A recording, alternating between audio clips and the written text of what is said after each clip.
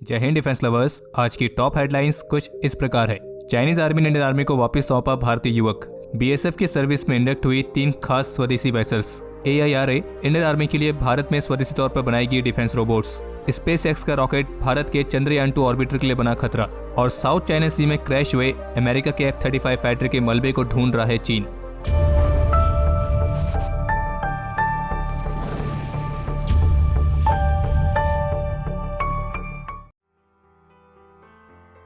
आज चाइना के peoples liberation army ने अरुणाचल प्रदेश से लापता हुए 17 साल के युवक बिरमतारो को सही सलामत आज इंडियन आर्मी को सौंप दिया है। और बाकी जिस समय हमें वीडियो रिकॉर्ड कर रहे हैं तब तक आई रिपोर्ट्स के मुताबिक फिलहाल अभी रूटीन प्रोसीजर्स को फॉलो किया जा रहा है, जिसमें मेडिकल एग्जामिनेशन भी शामिल है। और आज चाइनीज आर्मी द्वारा इस भारतीय युवक को Damai border personal meeting point पर इंडियन आर्मी को हैंड ओवर किया गया था।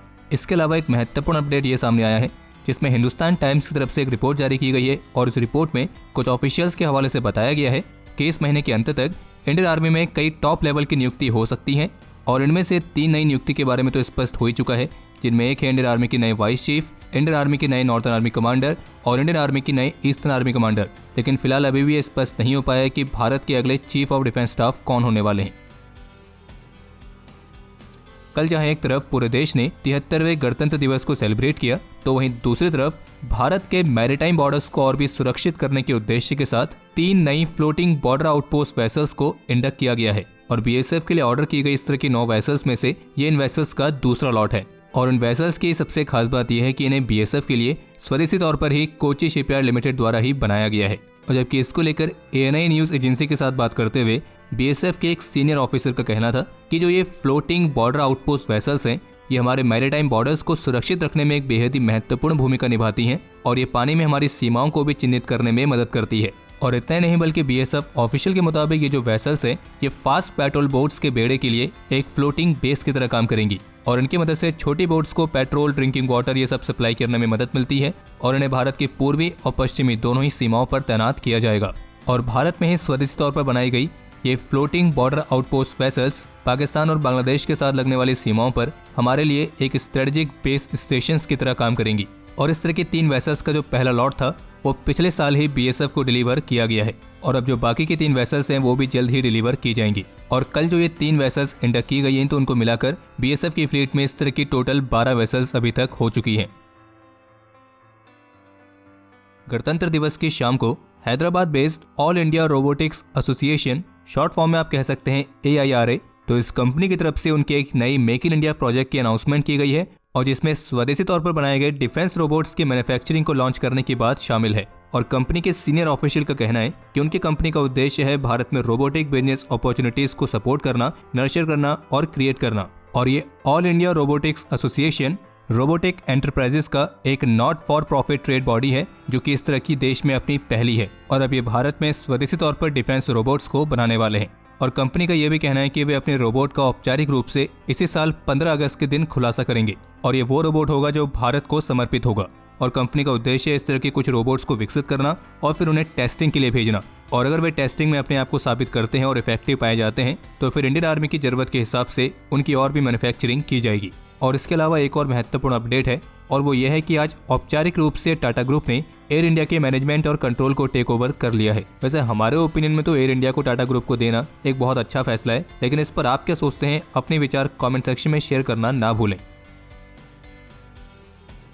स्पेस एक्स का फैल्कन 9 रॉकेट जो कि अपना कंट्रोल खो चुका है, जो कि अब जल्द ही चंद्रमा से टकराने के अपने रास्ते पर है, तो ऐसे में भारत का चंद्रयान 2 और नासा का ल्यूनर रिकॉनेसेंस ऑर्बिटर खतरे में है, जो कि चंद्रमा के ऑर्बिट में चक्कर लगा रहे हैं। और कुछ कैलकुलेशंस के मुताबिक ये जो रॉकेट है ये चंद्रमा की सतह पर 4 मार्च 2022 को क्रैश लैंड करेगा, लेकिन फिलहाल अभी इसका एग्जैक्ट टाइम सामने आना बाकी है। और हाँ, अगर आप में से किसी के मन में अभी ये सवाल आ रहा है कि क्या ये क्रैश धरती से दिखाई देगा या नहीं, तो पहले ही बता दें कि ऐसा कुछ भी नहीं होने वाला है, क्योंकि जो एक क्रैश है ये चंद्रमा में काफी दूर की तरफ होने वाला है। और वियोन की तरफ से जारी रिपोर्ट के मुताबिक स्पेस एक्स के इस आउट ऑफ कंट्रोल रॉकेट से भारत के चंद्रयान 2 ऑर्बिटर को खतरा है।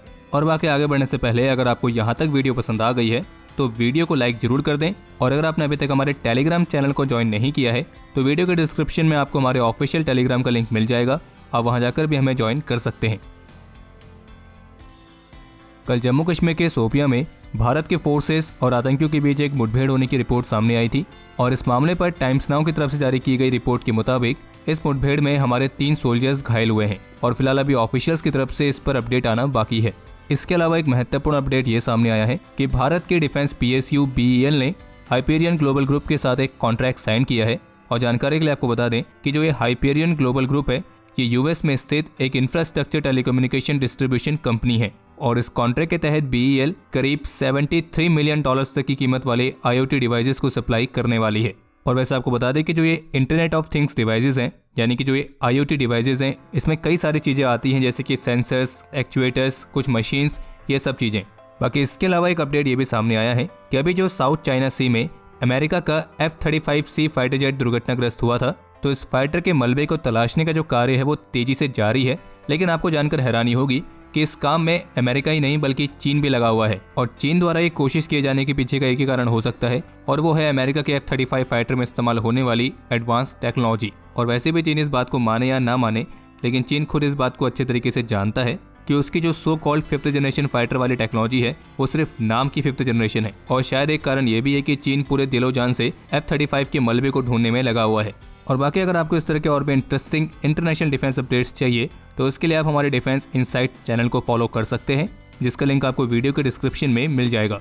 और बाकी अब समय है आज के इतिहास का, तो आपको बता दें कि आज के दिन 2015 में जम्मू कश्मीर में अपने अदम्य साहस और वीरता का परिचय देते हुए कर्नल MN राय और जम्मू कश्मीर पुलिस के हेड कांस्टेबल संजीवन सिंह ने अपने जीवन का सर्वोच्च बलिदान दिया था और भारत के इन दोनों वीरों को मरणोपरांत शौर्य चक्र से भी सम्मानित किया गया। आज के दिन 1993 में इंडियन आर्मी के सिपाही हकीकत सिंह भी अपने अदम्य साहस और वीरता का परिचय देते हुए वीर गति को प्राप्त हुए थे। और जबकि आज के दिन 2021 में जम्मू कश्मीर के कुलगांव में हुए एक IED अटैक में इंडियन आर्मी के लांस दाफेदार दीपक कुमार ने भी अपने जीवन का सर्वोच्च बलिदान दिया था। और जबकि आज के दिन 2008 में इंडियन आर्मी के कैप्टन सुनील कुमार चौधरी भी असम में चलाए गए एक ऑपरेशन के दौरान वीर गति को प्राप्त हुए थे।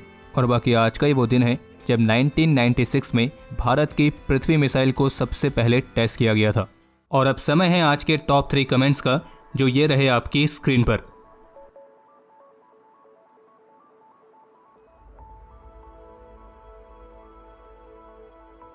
तो हमारे आज के इस एपिसोड के लिए इतना ही। उम्मीद है आपको एपिसोड पसंद आया होगा। अगर पसंद आया तो वीडियो को लाइक जरूर करें, ज़्यादा से ज़्यादा शेयर करें। इस वीडियो को लेकर कोई भी सुझाव हो, सवाल हो, उसके लिए कमेंट सेक्शन ओपन है। और अगर आपने चैनल को सब्सक्राइब नहीं किया है तो सब्सक्राइब करना ना भूलें।